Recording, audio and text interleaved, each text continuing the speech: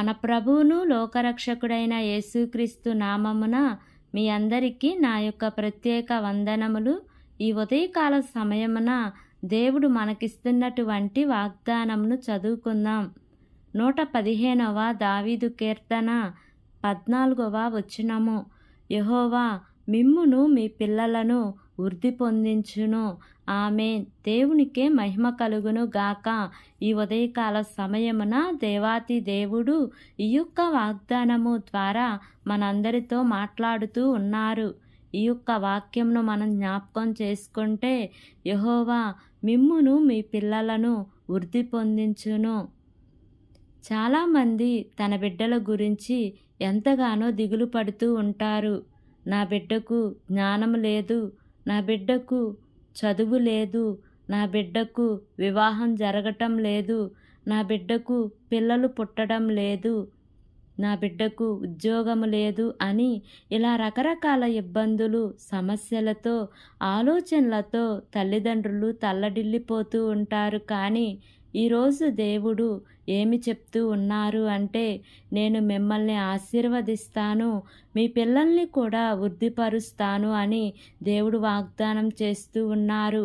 ఒకవేళ అపవాది బహుశా నీ కుటుంబాన్ని పట్టుకున్నాడేమో, నీ బిడ్డల్ని పట్టుకున్నాడేమో, అందుకనే ఆ ఆశీర్వాదాలన్నీ మూసుకొని పోయి సాతాను శోధనలు మాత్రమే ఎప్పుడు నీ కుటుంబంలో, నీ జీవితంలో ఉన్నాయేమో, లేక అన్నీ ఉన్నా కూడా విలువైనది ఏదో నీ జీవితంలో, నీ బిడ్డల జీవితంలో నీవు అనుభవించలేకపోతూ ఉన్నావేమో, ఆ సంతోషం లేదేమో.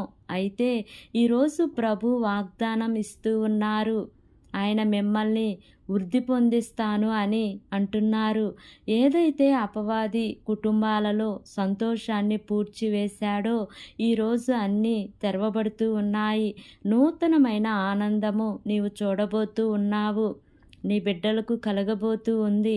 ఈరోజు నీవు ఈ వాగ్దానము నమ్మి, ఈ వాగ్దానమును ఎత్తిపట్టి ప్రార్థిస్తే, నీవు దేవునిని అడిగితే దేవుడు చాలా గొప్ప దీవెనలు నీ మీద కుమ్మరిస్తారు.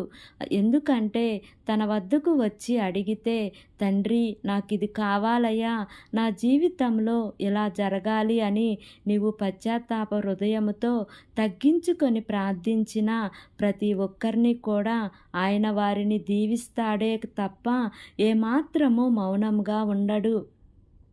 ఆయన మౌనంగా ఉండే దేవుడు కాదు. గనుక ఈ వాగ్దానమును నమ్మి ఈ వాగ్దానం ప్రకారంగా జీవిద్దాం. దేవుడి వాగ్దానము మనందరి జీవితములలో నెరవేర్చబడునుగాక.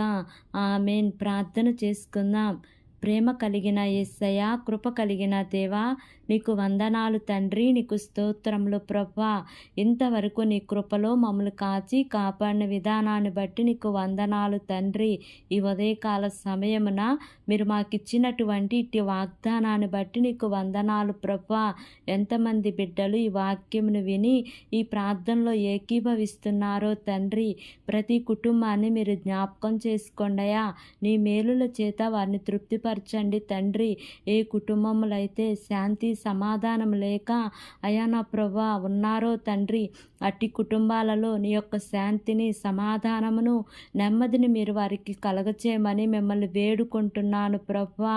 ఈ వాగ్దానం విన్న ప్రతి ఒక్క బిడ్డ జీవితంలో యేసయ్యా ఈ వాగ్దానాన్ని నెరవేర్చి ఈ వాగ్దానం ప్రకారంగా వారు జీవించే కృపను దయచేయమని, నా యొక్క ప్రార్థన ఆలకించి అంగీకరించమని నజరేయుడైన యేసు అతి పరిశుద్ధ నామమున అడిగి వేడుకుని పొంది ఉన్నాము తండ్రి.